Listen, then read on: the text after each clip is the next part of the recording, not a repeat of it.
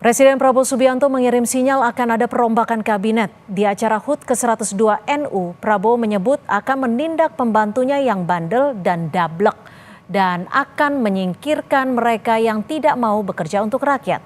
Bagaimana membaca sinyal reshuffle kabinet Prabowo dan kepada menteri mana saja yang dituju? Sudah ada Nurdin Halid, Wakil Ketua Umum Partai Golkar, dan juga Adi Prayitno, Direktur Eksekutif Parameter Politik Indonesia. Selamat petang Mas Adi, Pak Nurdin, terima kasih sudah bergabung bersama kami di Kompas Petang. Saya ke Pak Nurdin. Pak Nurdin, ini Pak Prabowo bisa dikatakan pernyataannya cukup tegas, peringatan berkali-kali. Dablek, tidak patuh, bersihkan dirimu atau dibersihkan. Ini sinyal reshuffle, sudah ada isu ini di kalangan Partai Golkar? Saya luruskan dulu, saya bukan Wakil Ketua Umum Partai Golkar ya, saya Wakil Ketua Komisi 6 DPR RI. Oke. Dan senior Partai Golkar ya, supaya jangan salah. Jadi gini, saya menyimak dengan saksama pernyataan Bapak Presiden. Itu menurut saya pernyataan seorang pemimpin yang memberi motivasi kepada para pembantunya, kepada para menterinya untuk bekerja lebih keras. Nah kalau kita melihat 100 hari kerja pemerintahan sekarang, justru luar biasa ya. Itu suatu prestasi yang istimewa karena menurut survei, lembaga survei itu 80%, 80,9% itu kinerja pemerintahan sangat baik. Ini sangat istimewa dibanding dengan pemerintah ini sejak reformasi, inilah prestasi yang paling tertinggi. Bandingkan dengan Pak Jokowi tahun 2015 awal pemerintahan Pak Jokowi, itu lembaga survei hanya kinerja 100 hari itu 65%. Nah, 80% kinerja pemerintah sekarang itu berarti kinerja para menterinya ditentu dengan arahan dan petunjuk serta komando Bapak Presiden. Nah, yang paling penting di sini bahwa apa yang menjadi pernyataan Bapak Presiden itu adalah dalam rangka untuk mewujudkan kesejahteraan rakyat dan itu sesuai dengan visinya cita untuk kemakmuran rakyat. Oleh karena itu pernyataan tersebut menurut saya adalah pernyataan yang normal saja sebagai seorang presiden, seorang pemimpin untuk mensugesti, memberi motivasi kepada menterinya, wahai pembantuku, wahai para menteri, rakyat sekarang ini butuh kesejahteraan, butuh pelayanan, bekerja dengan baik. Jangan neko-neko, jangan membandel. Kan kata kalau ada yang membandel, kalau ada yang neko-neko, kalau. Nah, sekarang saya melihat menteri kan kinerjanya berdasarkan survei, kinerjanya kan semua sangat bagus itu. 80,9 itu kan kinerja seluruh menteri, kinerja seluruh pemerintah, kinerja Bapak Prabowo gitu.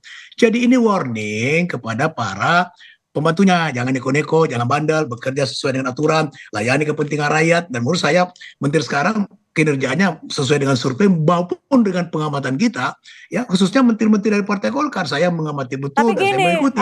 Pak Nurdin, saat ini kan banyak yang jadi sorotan. Dalam beberapa pekan terakhir aja ada isu pagar laut, ada juga isu gas LPG 3 kg yang dinilai menyusahkan rakyat. Ini isu pagar laut itu kapan terjadiannya? Justru sekarang ini diselesaikan oleh pemerintah sekarang. Pagar laut itu kapan? Bukan 100 hari ini, sebelum 100 hari pagar laut sudah ada. Justru pemerintah sekarang inilah yang menyelesaikan itu. Nah dan itu kebetulan diangkat oleh Menteri ATR ya. Dan itu dari Golkar. Itu justru sekarang luar biasa bisa membongkar sesuatu yang tidak sesuai dengan aturan. Nah sekarang mengenai yang baru 2 hari LPG. Ini bukan sesuatu yang diharapkan dan tidak menciptakan kelangkaan. Ini memang medsos luar biasa ini. Ini sebuah kebijakan bagaimana negara bisa mengontrol sampai kepada tingkat konsumen. Ini justru bagus. Jadi kebijakan ini ada dalam rangka menata tata niaga ini supaya harga di konsumen itu bisa diterima dengan subsidi. Saya ke Mas Adi. Mas Adi kalau dari dengar dulu sebentar. Berapa subsidi negara? 87 triliun untuk LPG. Sekarang berapa harga di tingkat konsumen? Harusnya konsumen menerima hanya 15.000, 20.000, bisa 25.000, 30.000. Kenapa? Karena negara dalam hal ini Pertamina hanya bisa mengontrol sampai pangkalan. Nah sekarang kita mau meningkatkan daripada mengangkat daripada derajat. Itu isu lain dari tema kita hari ini. Tapi saya akan ke Mas Adi. Bukan isu lain. Ini dalam rangka untuk menata daripada bagaimana LPG ini bisa diterima oleh konsumen dengan harga subsidi dan bagaimana tidak ada penyimpangan di situ dan bisa dikontrol negara sampai ke tingkat konsumen. Itu tujuannya. Kalau dari Mas Adi, siapa sebenarnya yang dimaksud Pak Prabowo ini? Tapi dijawabnya usai jeda. Tetap bersama kami di Kompas Petang. Kita masih membahas terkait dengan pernyataan Presiden Prabowo yang mengirim sinyal akan ada perombakan kabinet. Mas Adi, kalau dilihat dari pernyataan Pak Prabowo ini bisa dikatakan cukup tegas, cukup menusuk seperti itu ya. Kalau dari Mas Adi sendiri menilainya, apakah ada menteri-menteri yang memang sedang disoroti oleh Pak Prabowo? Ya, saya kira memang kalau kita membaca statement dari Prabowo Subianto, tentu tidak lahir dalam ruang hampa, tapi lahir dalam satu situasi di mana memang belakangan ini begitu banyak misalnya kinerja para pembantunya itu yang dinilai menimbulkan kekisruhan dan polemik yang tidak berkesudahan. Jarang-jarang loh Prabowo Subianto itu memberikan statement yang bagi saya itu semacam ultimatum politik kepada para pembantunya, kalau mereka tidak bekerja untuk rakyat akan disingkirkan. Saya menduga kekisruhan-kekisruhan belakangan ini ya apa yang sudah disebutkan tadi, misalnya bagaimana soal LPG yang 3 kilogram yang misalnya sosialisasinya tidak baik yang kemudian membuat eceran itu tidak bisa menjual. Kemudian sebelumnya juga adalah soal pagar laut dan sebelumnya juga misalnya ada statement dari Badan Gizi Nasional yang kemudian mungkin akan menyertakan seperti apa namanya serangga, kemudian ulat sebagai salah satu menu yang kemudian akan dijadikan dalam program makan bergizi gratis. Termasuk misalnya sejumlah apa namanya utusan-utusan khusus yang mendapatkan pengawalan yang kemudian juga menimbulkan kontroversi dan seterusnya. Artinya ini semacam warning yang cukup tegas sebenarnya bagi para pembantu dan sekitar presiden. Kalau ke depan ada kegaduhan, kalau ke depan kebijakan-kebijakan itu tidak menyentuh persoalan yang dibutuhkan oleh rakyat, bukan tidak mungkin akan terjadi reshuffle dan pergantian. Apalagi misalnya kita membaca statementnya Pak Sufmi Dasko yang notabene-nya adalah Ketua Harian Partai Gerindra, memang menyebutkan ada menteri yang tidak seirama dengan Prabowo dan itu terang benderang dan dikutip juga oleh Kompas.com per hari ini. Ini kan mengindikasikan betapa memang menteri-menteri mungkin manuvernya terlampau ekstrim sehingga merugikan presiden.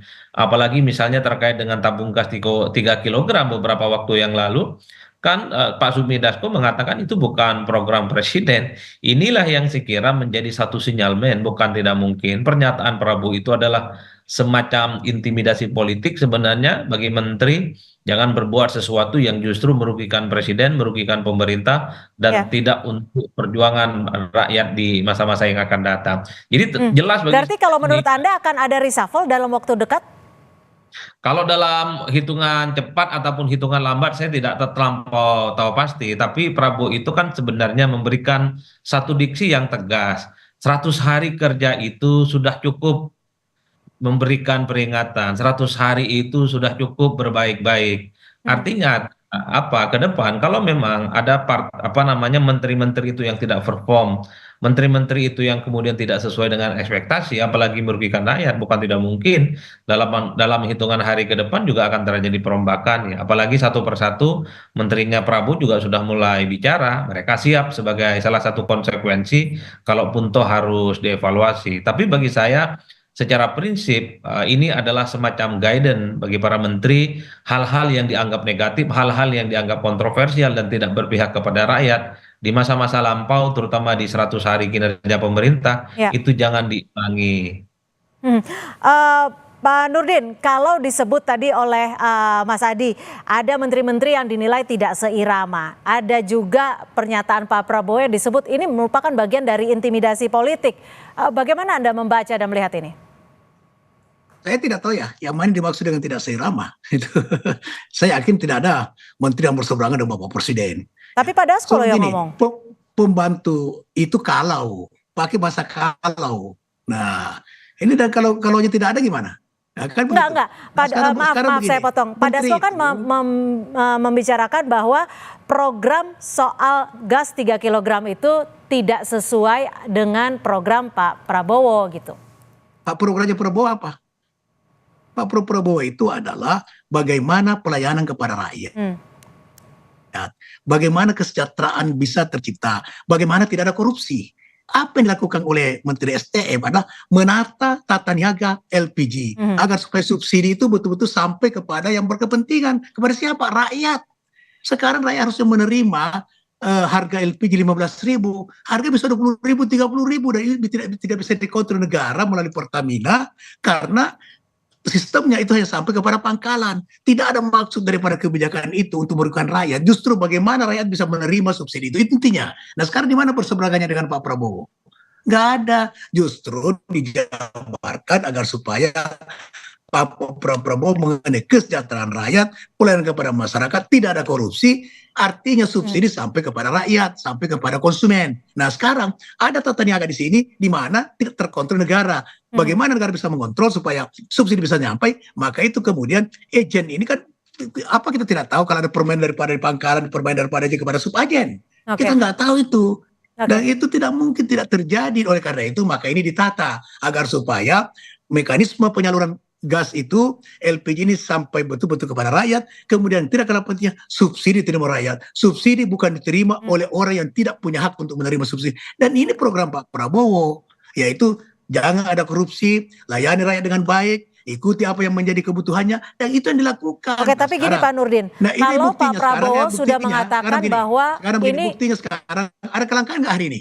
Ya, itu Pak hanya Nurdin gini. beberapa jam saja karena di mana kalau Pak Prabowo sudah mengatakan bahwa ini sudah lewat dari 100 hari kerja, peringatan sudah berkali-kali. Apakah yang akan dilakukan oleh Partai Golkar jika memang reshuffle akan dilakukan? Pak Nurdin?